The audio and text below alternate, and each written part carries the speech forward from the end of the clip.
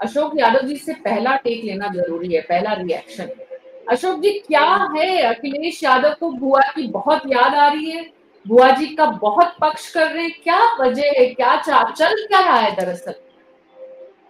देखिए नीना जी, याद आने की बात जो आप कह रही हैं, वो जिस तरह से भारतीय जनता पार्टी के विधायक जी ने जो अमर्यादित भाषा का इस्तेमाल किया बहन जी को लेकर के, उस पर हमारे राष्ट्रीय अध्यक्ष जी ने टिप्पणी दिया कि इस तरह से एक बहन जी का अपमान जो है, उसको समाजवादी पार्टी बर्दाश्त नहीं करेगी। उसके साथ साथ जो हमारा आंदोलन है, उस आंदोलन में भी हमारा पीडीए का आंदोलन है, उस आंदोलन के तहत हम लोग पिछड़े दलित अल्पसंख्यक आदिवासी के हित की बात करते हैं, उनके हक और हकूक की बात करते हैं।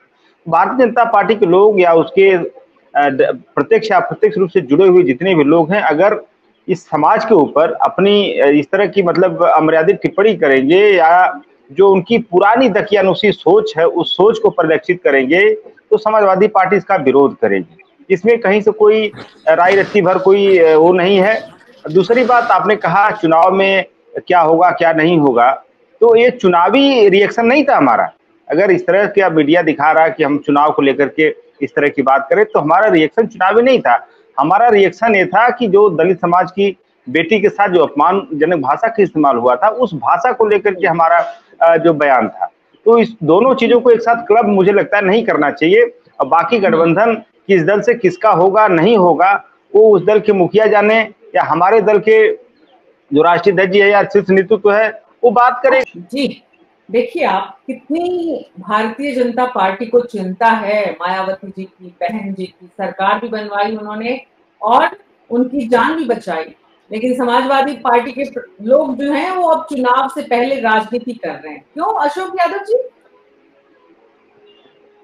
देखिए, राजनीति कौन कर रहा है, सवाल तो ये उठता है। आज अगर भारतीय जनता पार्टी जिस तरह से ये कहावत 100 चूहे खा के चले हज करने, तो वही स्थिति है भारतीय जनता पार्टी का। आप देखिए, जो भी लेटरल एंट्री से जो ज्वाइंट सेक्रेटरी डायरेक्टर्स बनाए गए हैं, उसमें कितने दलित इन्होंने दिए हैं? आप ये बताइए। 69,000 सहायक शिक्षक भर्ती में 19,000 पिछड़े दलितों का हक यही लूट के बैठे हैं भारतीय जनता पार्टी की सरकार के लोग।